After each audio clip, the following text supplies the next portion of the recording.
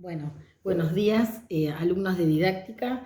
Bueno, con toda esta situación de pelo de mañana, em, les voy a contar algunas cositas sobre Arrevillaga, sobre el texto que tienen. Ay, lo tengo pues como palito de selfie. Esperen un segundito.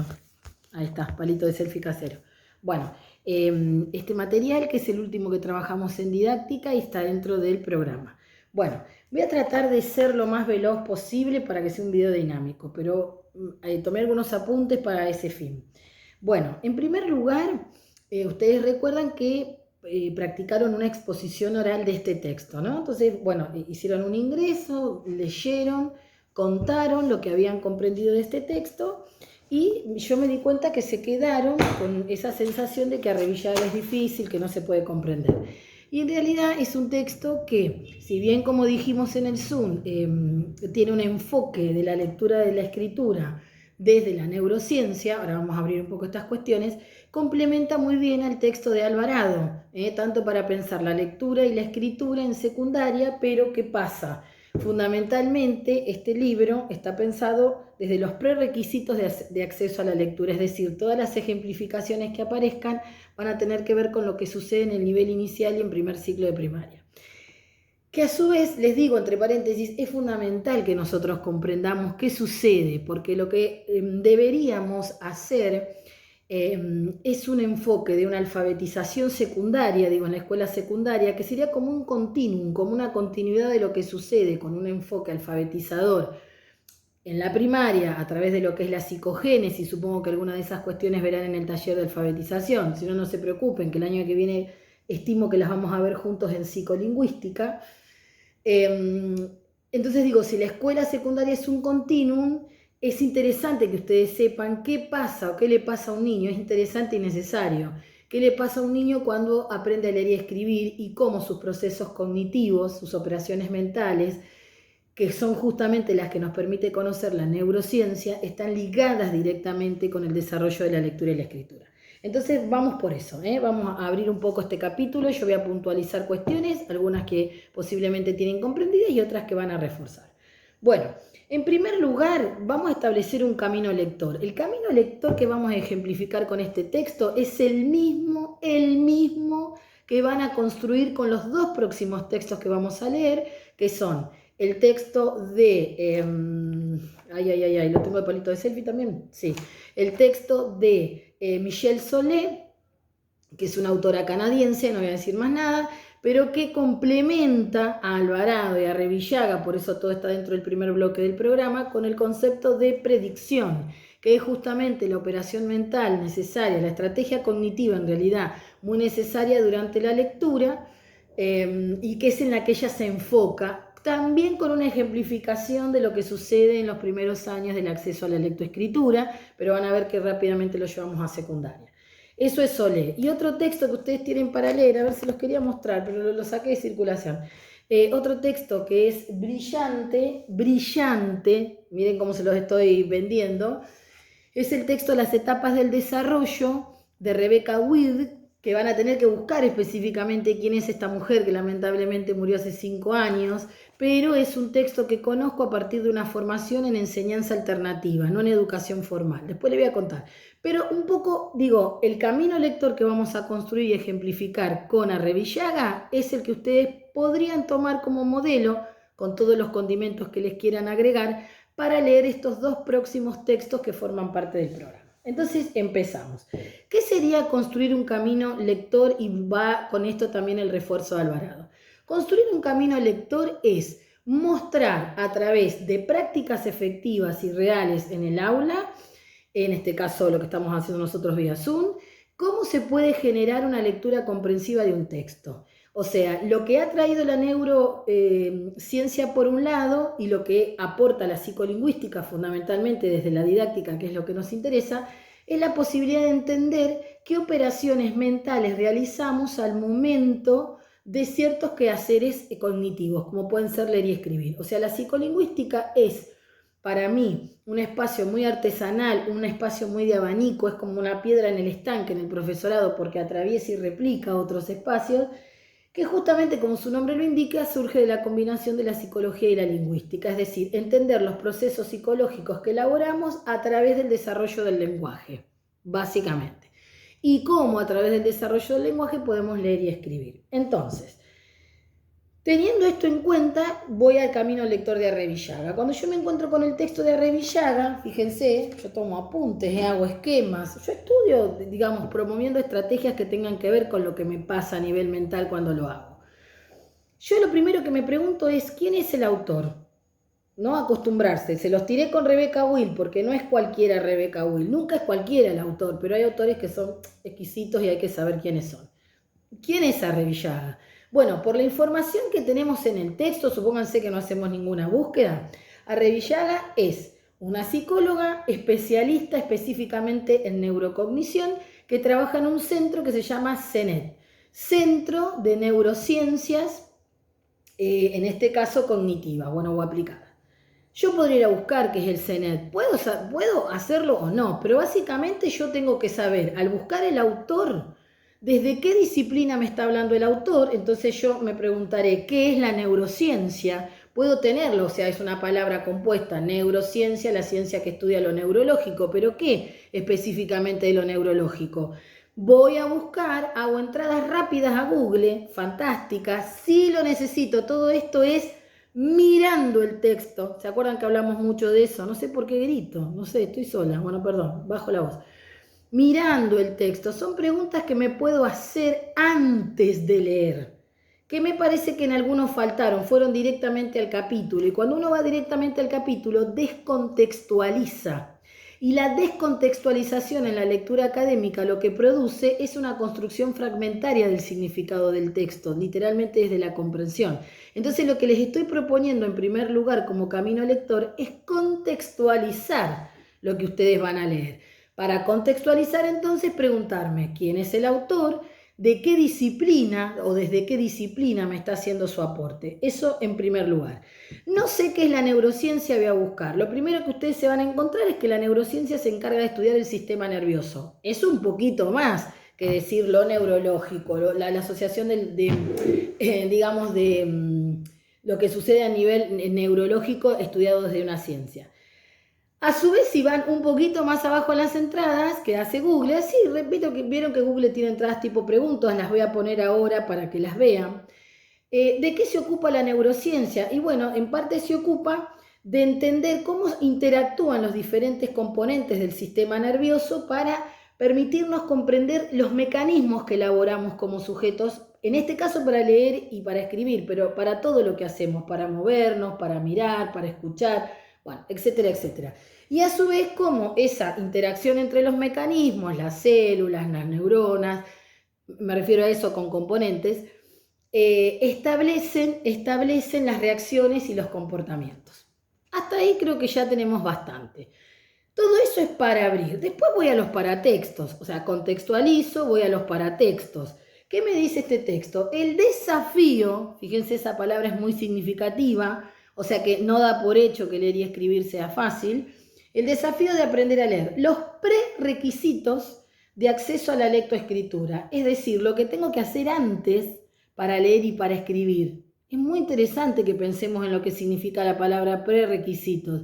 No nos va a hablar de un sujeto alfabetizado, sino de un sujeto que está en una instancia de alfabetización inicial. ¿Bien? Bueno, ella es compiladora, quiere decir que no la voy a leer a Arrivillaga nada más, sino que voy a leer a un conjunto de personas que como ella se dedican a la neurociencia. Hay que, pero en la sección educación. O sea, esta colección pertenece a educación, por ende perfectamente puede servir para mi formación como estudiante y docente. Bueno, y a su vez, fíjense arriba, el encabezado, la volanta del título, neurociencias y educación. O sea, ya me está desde ahí planteando la disciplina.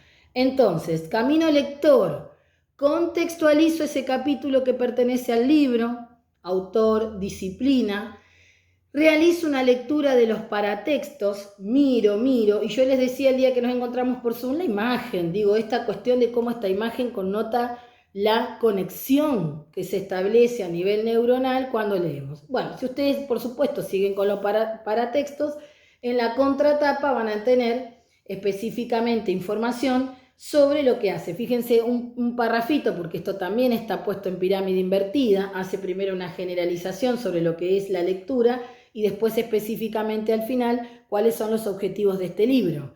Entonces, cada uno de los capítulos de este libro describe y fundamenta los prerequisitos de acceso a la lectoescritura y del desarrollo del lenguaje oral. Vamos a ver por qué el lenguaje oral. Con la intención de contribuir al aprendizaje de aquello que sucede entre los 3 y los 7 años, esto que les decía de la alfabetización inicial. Los aspectos teóricos están acompañados de ejercitación, una maestra estaría chocha con esto, que orienta y ayuda a los docentes en el camino de estimular cada proceso. Digo, alguien que dice, bueno, che, a ver qué puedo hacer yo en jardín o en primaria. Tiene una solapa este libro que da información sobre quién es Arrevillaga, estudió en la universidad, y fíjense el título, es más de lo que les dije yo, es doctora en neuropsicología, estudió en la Universidad Complutense de Madrid, pero además tiene un máster en intervención clínica, quiere decir que trabaja directamente con análisis de caso, en lectoescritura por la misma universidad. A la vez es licenciada en psicopedagogía por la Universidad de Salvador.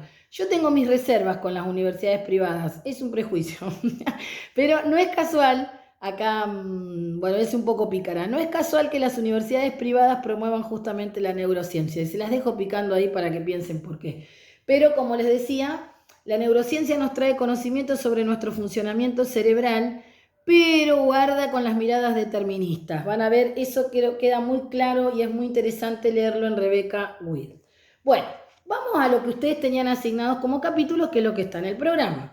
Esto es el camino lector. Una vez que nos metemos en los capítulos, que es lo que a cada uno le tocaba leer, hay como, digamos, para seguir abriendo esto del camino lector, la primera pregunta, que es una pregunta metacognitiva que ustedes se tienen que hacer, es ¿cómo se organiza ese macro tema o ese macro contenido en cada capítulo? ¿Ven? Yo me hice un recorrido sobre cómo se organiza. Después les paso fotos de estos.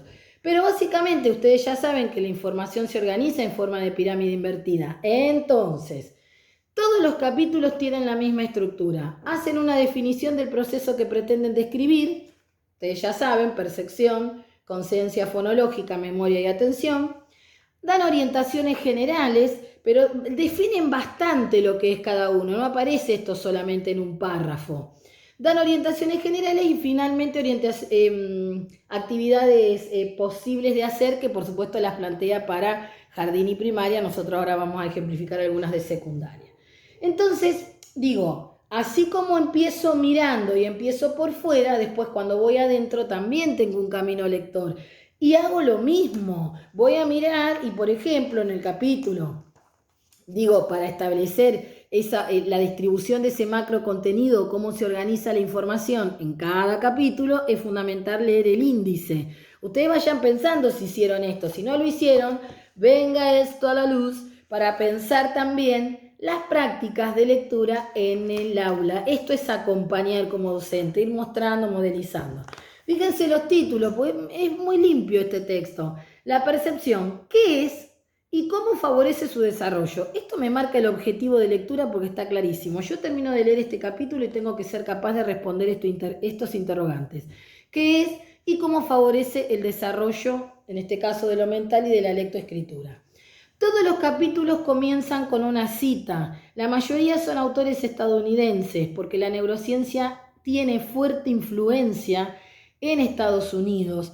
Digamos, en la lingüística no es neurocientífico Chomsky, pero lo cito porque fue el primero en plantear que el lenguaje tenía una base biológica innata, esta cuestión de la gramática universal que todos poseemos como un dispositivo para aprender nuestra lengua materna, y es estadounidense, o sea, toda la línea de las neurociencias vienen un poco desde ahí.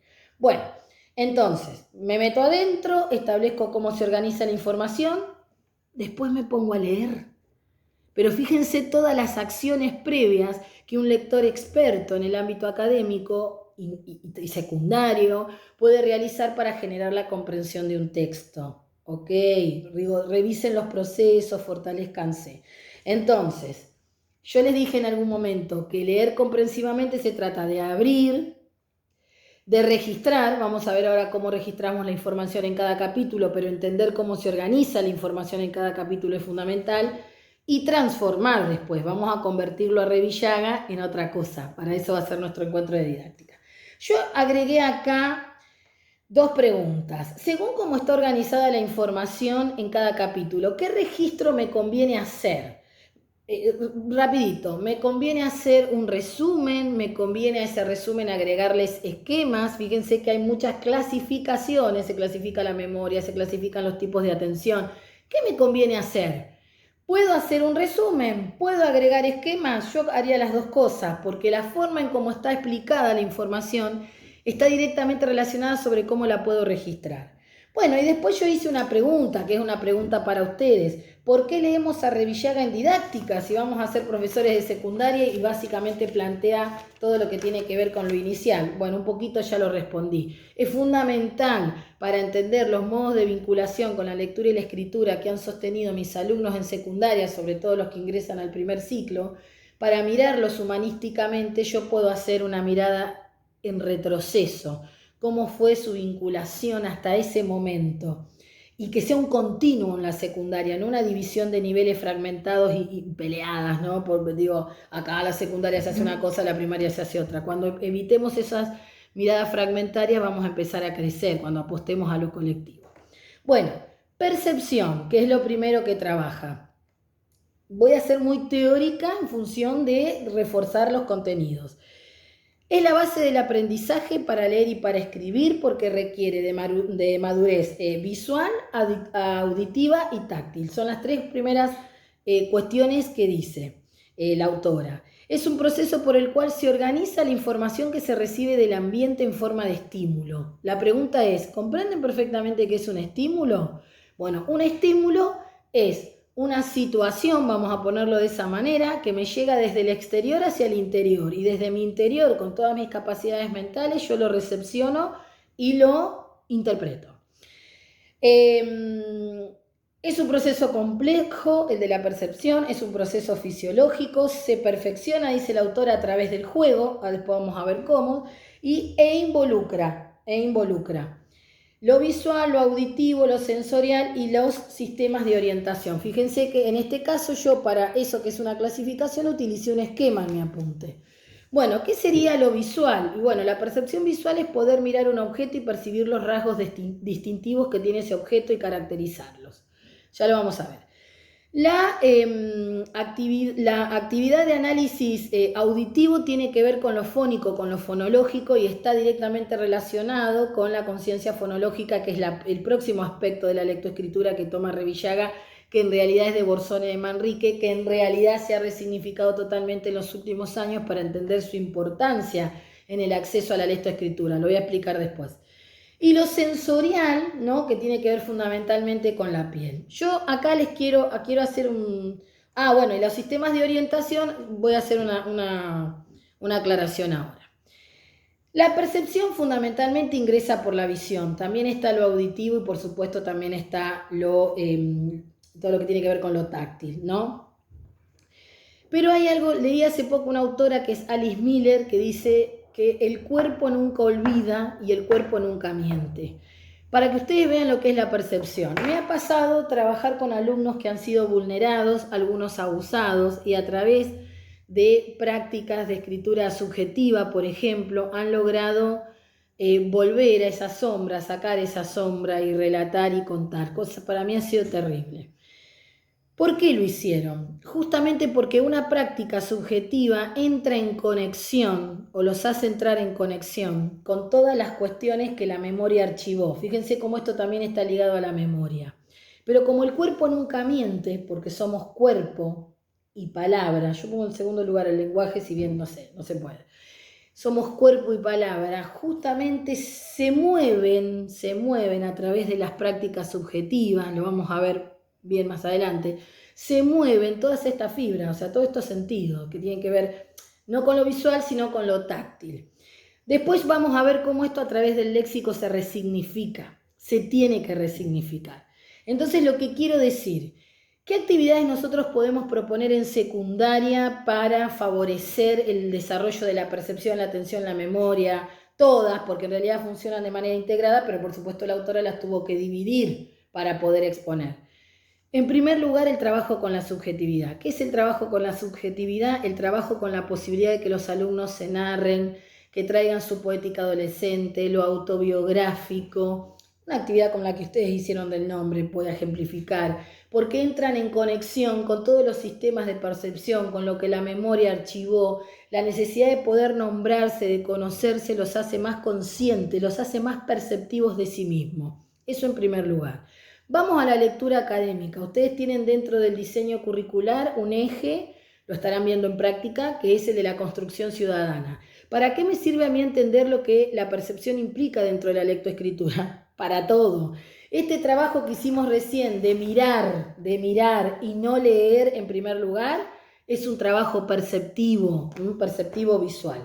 ¿Qué hago yo en secundaria, por ejemplo? Bueno, si tengo alumnos cuyos yo voy registrando porque miro humanísticamente, que les cuesta recordar, que no tienen un retroceso visual fuerte, puedo convertir el salón en lo que Emilia Ferreiro llama en la primaria y que tenemos que empezar a hacer en la secundaria, un ambiente alfabetizador. ¿Qué es un ambiente alfabetizador? Un ambiente donde los alumnos tengan textos a su disposición, reales, completos, soportes visuales que cumplan una función y que sean justamente útiles o funcionales. Un cuadro de conectores arriba del pizarrón. Entonces, cuando promuevo prácticas de escritura, mirar, recuperar, traer, favorece la percepción visual, la velocidad del ojo de la que hablaba Alvarado con el muestreo. Un salón con color, con estímulos visuales, va a ser al proceso de lectura y escritura más enriquecedor. Piensen que, entre comillas, competimos con la mega hiperestimulación sensorial que producen las tecnologías. Por eso la escuela se nos quedó, esto que les digo del sistema pedagógico que está muerto como sistema, ¿no? Como les decía la otra vez. Bueno, eso sería desde lo visual, desde lo auditivo, trabajar con las palabras que tienen sonoridad. Después vamos a ver, esto lo vamos a ver mejor, hoy lo van a entender mejor. Pero me quedo con una cosa que dice Arrevillaga, que es esto de los sistemas de orientación que los niños aprenden a partir de los 4 o 5 años, para ubicarse en tiempo y en espacio. Esto es fundamental en la escritura, porque los niños cuando van accediendo al código escrito, lo primero que aprenden del castellano, del español o de la escritura, vamos a decir del sistema de escritura, que aprenden muchas cosas antes, va a decir Ferreiro, brillante Ferreiro, dice, saben mucho de lectura y de escritura antes de leer y de escribir, pero no se entiende eso, tendría que extenderme mucho, pero cursen psicolingüística el año que viene y van a tener una clase magistral de Ferreiro, porque aparte es saludable saber de esto para los profes de secundaria. Bueno, entonces ella dice, lo primero que aprenden es que la escritura es lineal, se tienen que ubicar en el espacio. Piensen esto para los registros que hacemos en el pizarrón los profes, que la escritura es de izquierda a derecha. Todos los idiomas no son así, eso es la ubicación en el espacio. Bueno, para eso hay diferentes prácticas de escritura y nosotros también. Por ejemplo, tengo que enseñar a diseñar un mapa semántico. ¿Cómo lo hago? ¿Cómo lo ubico? ¿Cómo se incorpora en la hoja? Eso va a tener una estructura muy diferente a la estructura que va a tener un texto completo y demás. Entonces, quiero decir con esto, la percepción está presente en muchas decisiones que tomemos. ¿Cómo diseñamos una consigna? ¿Pongo negrita? ¿No pongo negrita? ¿Agrego subrayado? ¿No lo agrego? ¿Destaco? ¿Agrando el tamaño? ¿Hago un interlineado para favorecer la lectura de esa consigna? La percepción en el diseño de las consignas, las percepciones en los diseños de los materiales que utilizo. ¿Es una fotocopia legible ahora que trabajamos con la virtualidad? ¿Son legibles los documentos? ¿Están bien escaneados? ¿Son muy extensos y de repente no van a poder sostener la lectura nuestros alumnos? Etcétera, etcétera. Respecto, por ejemplo, de cómo diseñamos el pizarrón, respecto, por ejemplo, de cómo diseñamos la oralidad. ¿Puedo trabajar con los tonos de voz para incidir sobre lo perceptivo? Sí, porque somos cuerpo y palabra. Eso nos viene a contar la neurociencia. Conocer nuestro cuerpo, en este caso nuestra mente, a los docentes, a los formadores y a los futuros formadores que son ustedes, formadores y formadoras, nos sirve para humanizar las prácticas y hacer prácticas valiosas y respetuosas, ¿sí? Corto porque se me acaba el tiempo y sigo en otro video, no pude de ninguna manera hacerlo más breve. Sigo. Esto en cuanto a la percepción. Vamos a la conciencia fonológica. ¿Qué es la conciencia fonológica? Básicamente se encarga del estudio de los fonemas. Acá ustedes tienen que pensar, si vieron a Saussure el año anterior, si entienden exactamente qué es un fonema, ¿no? El fonema es la representación sónica o del sonido de las palabras. Nosotros tenemos un sistema alfabético de escritura. Eso quiere decir, como decía Saussure, que tenemos la división entre grafema, grafía, letra, pero a la vez ese grafema tiene un sonido. Entonces, por ejemplo, pongo un ejemplo, es hermoso cuando los niños empiezan a leer y escribir, que ponen, por ejemplo, pelota, entonces ponen P, la P sola, O, A, P-O-A. ¿Por qué? Porque tienen una conciencia fonológica en una etapa vocálica, captan las vocales, pero a su vez nuestro idioma tiene una complejidad y es que la P incluye a la E en el caso de pelota. Entonces está perfecto como hipótesis lo que hizo. Y pongo la P que me alcanza, van a decir los chicos. Y no tengo que poner la E. El desarrollo de la conciencia fonológica les irá mostrando que la P con la E es una posible una combinación, pero si yo busco otras palabras que empiecen con P, ¿qué pasa cuando me encuentro con, por ejemplo, poro? O con, por ejemplo, no me sale para pileta, por decirlo de alguna manera. El desarrollo de la conciencia fonológica, que hoy los estudios en lectura lo consideran fundamental para la adquisición de la lectoescritura, tiene que ver justamente con captar el sentido fonológico de la lengua oral. Voy más despacio con esto. ¿Qué aspectos incluye lo fonológico? Y bueno, tiene que ver en el plano de la lectura y de la escritura con muchas cuestiones. Por ejemplo, con los tipos de textos que propongo leer y las características fonológicas que tienen, ahora lo voy a ejemplificar. Con las funciones del lenguaje que predominan en esos textos, yo me anoté algunas cosas. Con los rasgos específicos que tiene el lenguaje escrito, esto que les decía de la P con la E. Ni hablar lo fonético, cómo incide en la ortografía, S, C, Z. Los alumnos que cuando empiezan a escribir, los niños, niñas, dicen, en vez de queso, escriben seso. Y digo, porque hay ahí como una conciencia fonológica, no llegan a captar la diferencia entre la Q y la C, o entre la Q y la K, kiosco, kiosco, bueno, etcétera, etcétera. Es complejo el castellano, pero hermoso, maravilloso. No lo vendamos como complejo porque es maravilloso. Entonces, digo, nuestro sistema de escritura tiene una naturaleza alfabética donde las representaciones gráficas o de los grafemas en realidad lo que hacen es transcribir los sonidos de la lengua oral. Y esto presenta diferentes, digamos, niveles de complejidad, dice Revillaga, pero también les sugiero repasar la página 30, diferentes niveles de dificultad en cuanto a entender las unidades lingüísticas. Entonces, por ejemplo, dice, nosotros pasamos por una conciencia silábica, pasamos por una conciencia intrasilábica, pasamos por una conciencia fonémica. Yo cuando mi hijo más grande, estaba en etapa de aprender a leer y escribir, ahora lo juego con el chiquito que todavía no lee, le compré este juego que se llama Completando Sílabas. Entonces, por ejemplo, tiene estas tarjetas el juego y dice silbato, entonces teníamos que elegir cuál pondríamos. ¿Y qué pasaba? Mi hijo ponía tú. ¿Por qué? Porque veía la representación, antes, ¿no? Cuando era más chiquito, estoy hablando de 5 años, veía la T, pero no la O. Sin embargo, el juego no tenía como, digamos, objetivo que él sepa reconocer lo que sería en una hipótesis alfabética ya, en una etapa alfabética, las letras, sino la conciencia fonológica.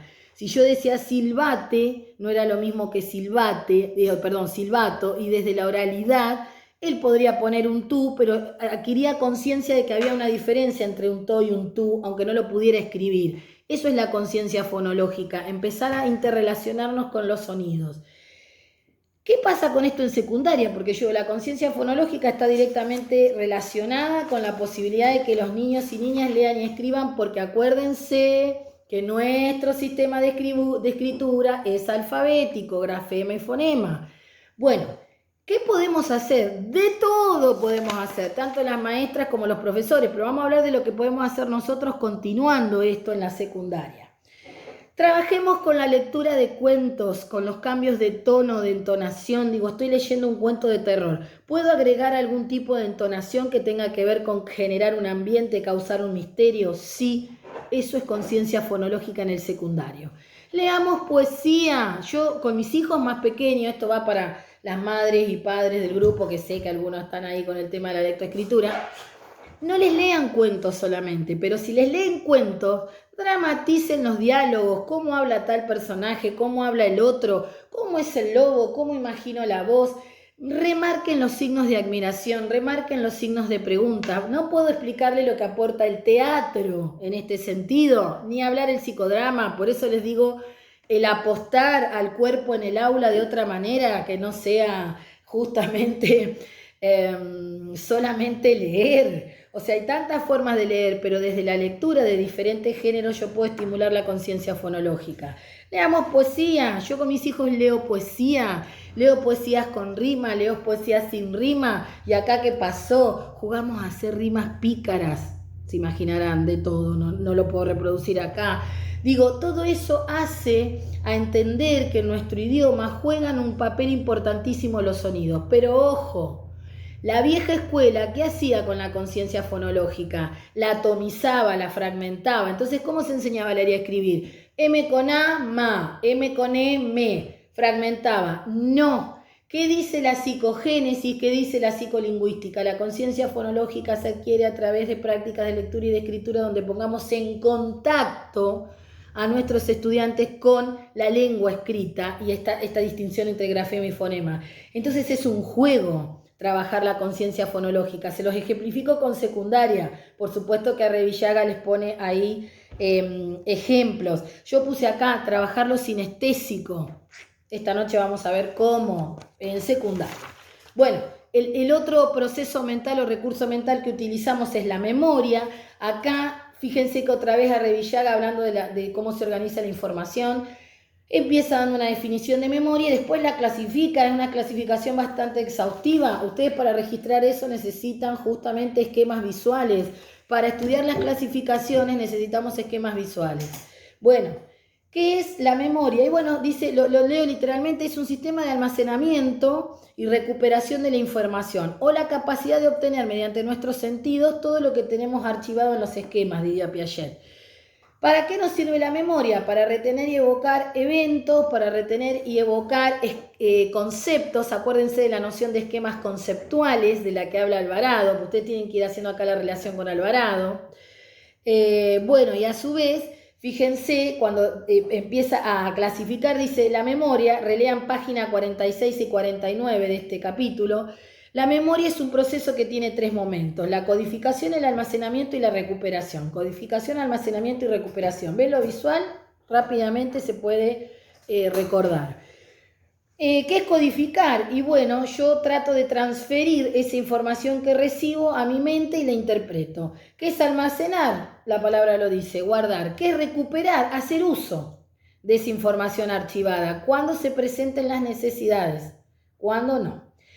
A su vez tiene tres sistemas: el sensorial, la memoria a corto plazo y la memoria a largo plazo. ¿Qué es lo sensorial? Y bueno, tiene que ver a su vez con dos tipos de subsistemas, que es lo icónico, cuando yo puedo justamente recordar mediante imágenes. Por eso les hablé en algún momento de que, por ejemplo, estudiar tiene que ver mucho con el autoconocimiento. Nosotros piensen que todos estos componentes de la memoria, acuérdense que estamos en el plano de la neurociencia, todos estos componentes de la memoria nos pueden servir para conocernos mejor. Yo soy una persona que registra fotográficamente, no así registro nombres, por ejemplo. Tengo tal exceso de información conceptual que elimino, pero sí registro terriblemente lugares, personas, rasgos físicos, registros de voz. Eso sería lo icónico, lo que tiene que ver con la imagen.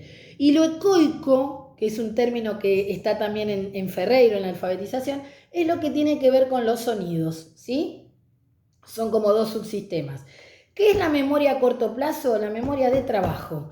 La que pongo en uso simultáneamente cuando estoy realizando una actividad. Es la memoria más afectada por el estrés. La más afectada. Voy al cajero 30 veces, 15 me olvido la tarjeta dentro del cajero. Está afectada la memoria a corto plazo. ¿Por qué? Por el exceso de vida, de cosas, ¿no? Ni hablar en estos momentos con los niveles de estrés callados que estamos sosteniendo, ¿no? Ante la saturación de información, de tiempos oscuros y uno tiene que seguir a pesar de eso, bueno, posiblemente lo que más se ve afectado sea la memoria a corto plazo. La memoria operativa, retengo, dice esta mujer, 10 o 15 segundos, información que necesito para operar, ¿sí? Fundamental la memoria a corto plazo para los procesos de lectura y de escritura. ¿Por qué? Porque el tiempo que llevo en mirar, copiar, es el trabajo operativo de la memoria a corto plazo.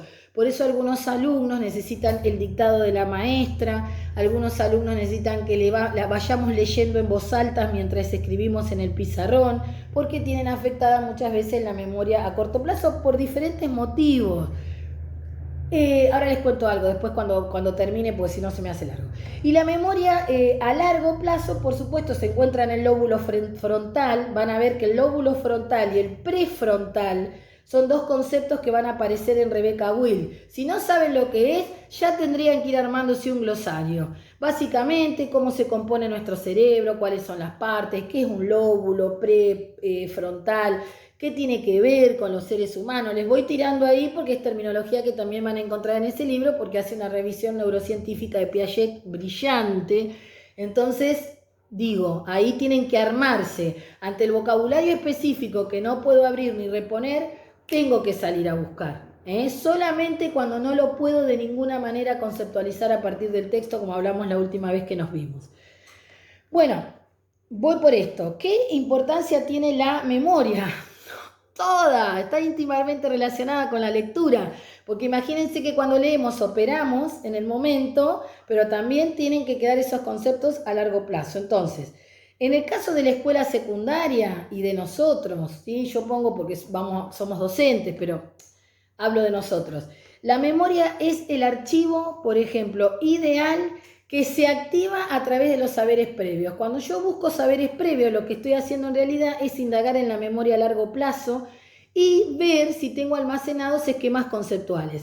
Pero fíjense qué interesante, esta memoria, que es, la memoria a largo plazo, la divide en dos, la autora dice, tiene que ver con la memoria episódica, tiene que ver con la memoria semántica, y me estoy olvidando de algo que les quería decir. Y tiene que ver también la anterior, me olvidé algo en la anterior, perdón, ahora después vuelvo, que es con lo procedimental, pero para no volverlos locos vuelvo después. ¿Por qué la memoria a largo plazo es episódica? Y bueno, porque justamente permite retener procesos de memoria de episodios pasados. Van a ver, después sobre eso van a hacer una práctica creativa para que entiendan cómo todo esto tiene que ver con todo. Y la memoria semántica fundamentalmente tiene que ver con ese diccionario mental de términos, esa lexicolografía o ese repertorio léxico o de palabras que tenemos, que se archiva en nuestra memoria y nos permite comprender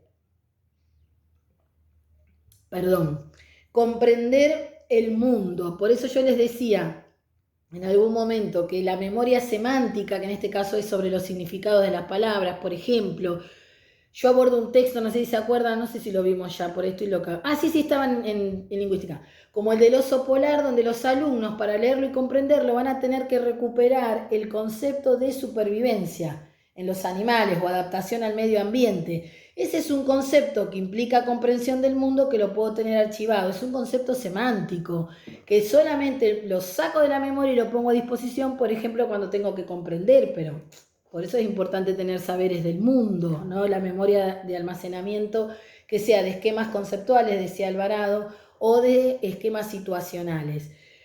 Y acá voy a completar lo que me faltó de memoria a corto plazo. Justamente como esa memoria es operativa, trabaja sobre el automático, lo que vamos haciendo en automático.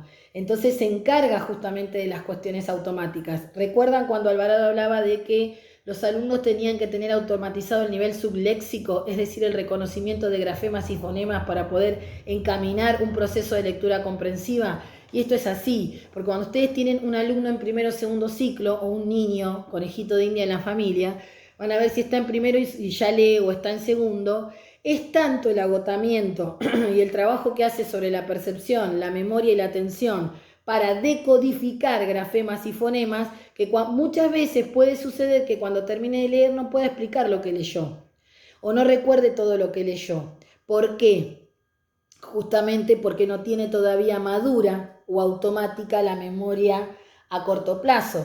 Para eso será muy importante el trabajo con imágenes, memoria fotográfica, la relectura, ¿sí? La pausa, la entonación, todo lo que podamos hacer. Ustedes piensen justamente que si en el trabajo de apertura de la memoria, cuando estamos frente a un texto, nosotros proponemos, por ejemplo, el trabajo con imágenes, ¿se acuerdan eso que les contaba en didáctica de los objetos que llevé? No se lo olvidaron más. Cada vez que hablábamos de la identidad de los pueblos originarios a través de los mitos, eso tiene que ver, profe, cuando hicimos lo de la tela, que vos no trajiste la tela, nos trajiste los objetos.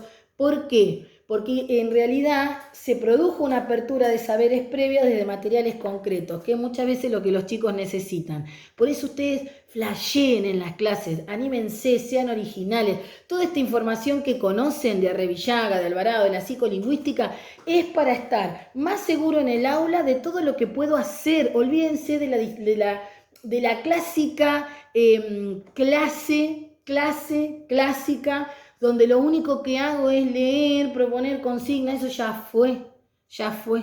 Se trata de estimular, de acompañar, de abrazar los procesos psicolingüísticos de nuestros alumnos. Por eso me conozco, puedo mirar mejor, me sensibilizo con mis propios procesos, pedagógicamente hablando, saco todo lo emocional, me sensibilizo con los procesos de los demás, ¿sí? Bueno, por último, la atención de Arrevillaga, llegamos al final. Dice literalmente, consiste en focalizar selectivamente en nuestra conciencia, filtrando y desechando lo que no nos sirve, pero está directamente relacionada con el control de la conducta. Sobre esto voy a hacer un pequeñísimo autobiográfico.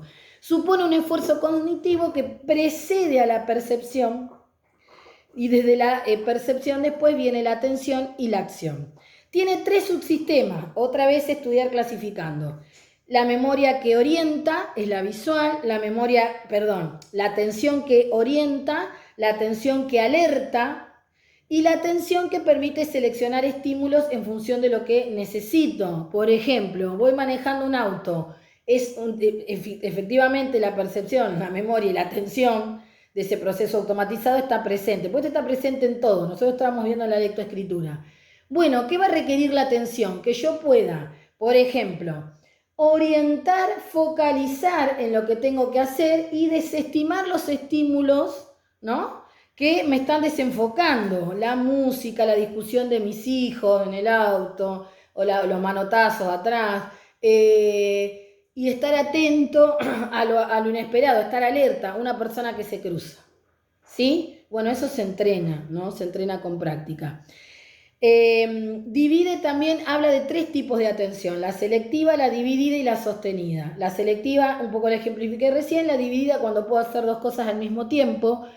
Esto en la lectura por ahí requiere mucho acompañamiento, leer y marcar un texto, leer y escuchar al profesor, leer y abstraerse de lo que pasa en el patio cuando tengo que dar una clase y está la clase de educación física afuera y se está dividiendo la atención. ¿Quién no quisiera estar afuera y no adentro?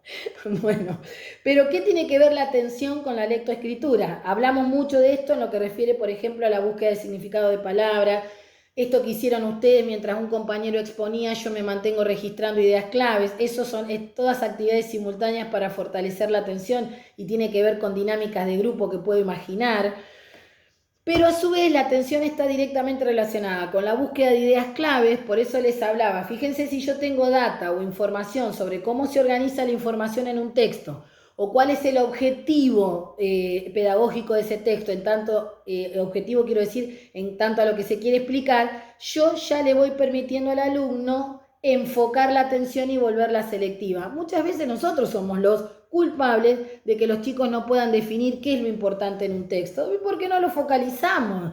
Entonces, eso le va a decir Solé. Solé trae el tema de los propósitos u objetivos de lectura, facilitan no solo la comprensión, pero ¿por qué la facilitan? Porque permiten la focalización de la atención, la selección, el trabajo con una memoria operativa en función de un objetivo, la percepción hacia dónde tiene que ir el ojo. Bueno, tanto. Trato de ejemplificarles todo lo que puedo. La atención incide en la selección de textos. ¿Por qué? ¿Qué textos observo, considero? Esto siempre es procesual, nunca es determinante. Que puede leer este grupo, textos más largos, textos más cortos, eso se lo dice mucho Alvarado. ¿Dónde está ubicada la idea clave, al principio, al final? Textos que son, por ejemplo, argumentativos y por cuál me conviene empezar, uno largo, uno corto, dónde está la ubicación de la tesis, porque todo eso hace a la atención. Por eso, entre otras cosas, saber sobre las tramas, tipo de texto que estoy leyendo, cómo se organiza la información en ese texto, tener un buen propósito de lectura para leer, para diseñar mis consignas y demás. Estoy mirando acá porque me llegan mensajes, no les puedo explicar cuántos. De esa manera, lo que logramos es que se focalice la atención, que sea selectiva y que todo eso en definitiva favorezca la lectura, la escritura, y cuando digo lectura estoy diciendo sinónimo de comprensión.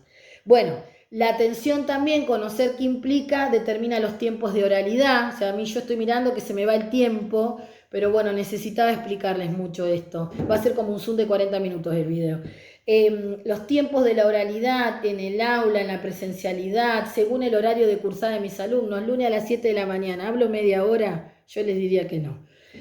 Inclusión de imágenes, puedo trabajar cuando veíamos la producción de las galletitas Oreo, puedo trabajar con un mapa, ubicar el lugar, traer imágenes, pedirles que las busquen en el teléfono, bueno, tanto.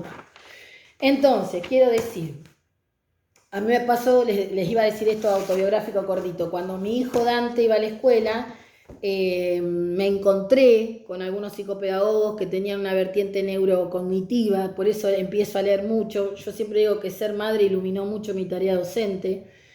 Y bueno, y le diagnosticaron un TDA, un trastorno de déficit de atención. Yo les dije en Zoom, guarda con los diagnósticos, la escuela patologiza cuando no sabe cómo acompañar. Entonces nos conviene siempre poner la culpa en el otro, el que tiene la patología es el otro, no yo la incapacidad de mirar. Bueno, para mí fue, imagínense, terrible porque son los peores pronósticos, el lóbulo prefrontal no puede focalizar la atención en una conducta, mi hijo no se quedaba quieto, no quería escuchar a la maestra, se levantaba y se iba del salón, etcétera. Después me encuentro con otras líneas de lectura, como las de Rebecca Will, que me vienen a contar que en realidad sí, por supuesto hay una atención que se focaliza, que es selectiva, todo lo que sabemos, pero que por fuera de eso hay una persona que siente y experimenta el espacio educativo. Una persona que es mirada por los adultos desde un lugar, y lo digo como mamá, no estoy hablando solamente de la escuela. Cuando nosotros miramos desde el déficit al otro, lo estamos nombrando y lo estamos creando, Bakhtin, lingüística. Cuando yo lo creo desde el déficit, es muy poco probable que ese alumno se corra. Por eso hoy se habla de lo que es la neurodiversidad cognitiva, por ejemplo, para los alumnos con trastorno de espectro autista, que tampoco, si ustedes leen una autora que es Laura Goodman, que les quise citar un libro y me di cuenta que lo presté, este libro es La Revolución de las Madres, pero ella tiene otro libro brillante, que una partecita la vamos a leer en práctica docente, que es Violencias Invisibles, y habla de los diagnósticos, ¿no? Laura Goodman, que es una psicóloga holística. Y ella, entre otras cuestiones, dice que la mayoría de los trastornos que tienen que ver con lo que no se puede expresar, con los TDA y demás, tienen que ver con la falta de fusión emocional de los adultos que acompañan, por supuesto la mamá, y en nuestro caso los docentes, ¿no? Que están en el ámbito educativo. Y esa falta de fusión hace que miremos y patologicemos. Entonces, ustedes piensen, y con esto cierro, lo prometo, que nuestros alumnos no eligen el espacio educativo, mayormente son obligados a ir. Que Gardner hace ya mucho tiempo, en la década del 70, dijo que hay diferentes inteligencias que son múltiples. La escuela sigue valorando, sobrevalorando de una manera conductual la lectura, la escritura, las matemáticas. Que los niños necesitan, diría Rebecca Will, juego, movimiento y experiencias lingüísticas de habla, mínimamente hasta los 10 años, muchas nutridas, fuera de lo que es un espacio artificial como el de la escuela. Que eso es nutrición para el cerebro y los prepara para las etapas posteriores de comprensión y pensamiento abstracto, que es la que se inicia a partir de los 11 años, o sea, con nuestros alumnos de secundaria. Entonces, no nos apuremos a catalogar, a establecer patologías. Antes de nombrar, seamos respetuosos y miremos. Pero para mirar, me tengo que poder mirar y conectar con mis propios procesos. Entonces, tanto la psicolingüística como la neurociencia son dos herramientas teóricas fundamentales para el profesor de lengua y literatura, pero para conocerse y conocer, no para catalogar. Recuerden, miro desde el déficit, el otro posiblemente se comporte desde el déficit. Esto les diría que más que académicamente, se los digo de corazón. Bueno, me extendí demasiado, quisiera después que me digan si este video, que es extenso, lo sé, ha sido productivo para reforzar a Revillaga. Les mando un cariño y la seguimos.